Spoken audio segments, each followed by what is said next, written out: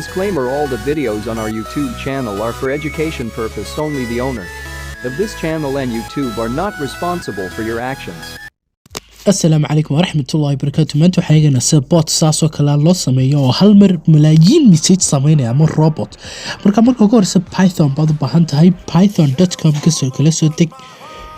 ان كدي بحانو باهان دونا بايثون ID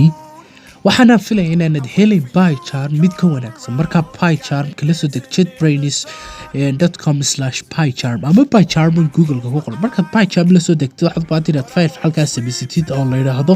hebel txt wax saasa adigu cat.txt baan u bixiyay marka file-kan wuxuu noqonayaa robot-keen file-ku qofka uu dirayo malaayiinta jeer marka anigu 4 line baan ku qoray 2 line hal line waa iska caadi anyway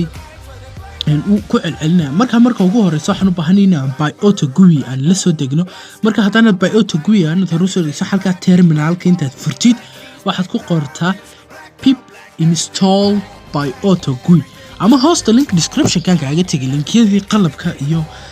muxuuha amaradaba marka by auto GUI marka ku qortid uu ku soo deginaya marka la soo degtid by auto GUI oo ah Python module kan u baahanay waxaan qoraynaa marka koryaro Python oo simple marka import by auto GUI baan oranaynaa hadda Python waxba ka aqoon halka calaamad waxa ku soo baxaysa casharaan Python aan bixin jiray marka import time baan oranaynaa si uu waqti u dhaxaysiyo import random baan oranayaa si uu kolba message-ka uu u dirtiro ku celceliyo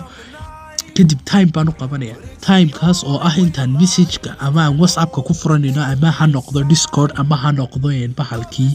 maxaa Facebook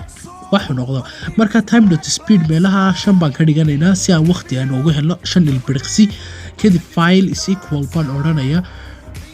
oo ka dhiga file-ku head u furi doono Python-keeno ama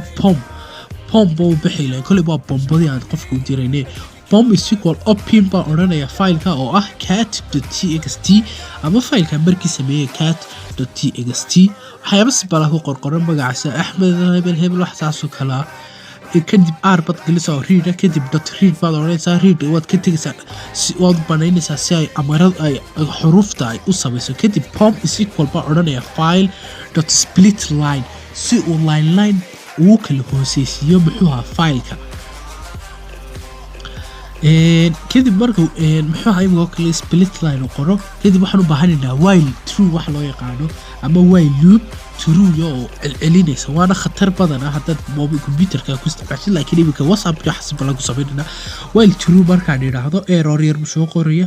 anyway by auto GUI baa oranayaa dot oo calaamada dot waxa weeyaan amarkii keeno kadib typewrite baa oranaya si uu u qoro by auto GUI kaas oo ah robot-keena maskaxdiisii ama robot kasta lagu sameeyo by auto GUI waad aragtaa badan dadku tensor overflow ku sameeyaan oo ah machine learning marka random baan oranayaa dot choice pom oo ah file-keena kadib by auto GUI baan hadana oranayaa dot press oo inuu wuxuu taabanaya imika kale ama press garanaya enter oo marka kolba enter ku celcelinaya robot-ku wali error-kii waan arkayaa marka wax yar baan ka tagay ma filaya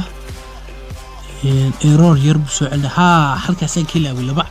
laba bahalka dhibcood taasoo ah inuu while marka imika robot-keena aan tijaabino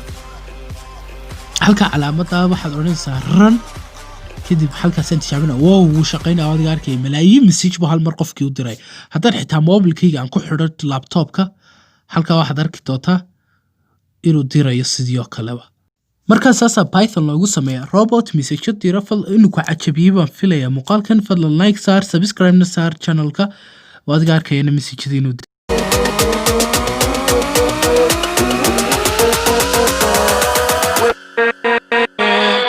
with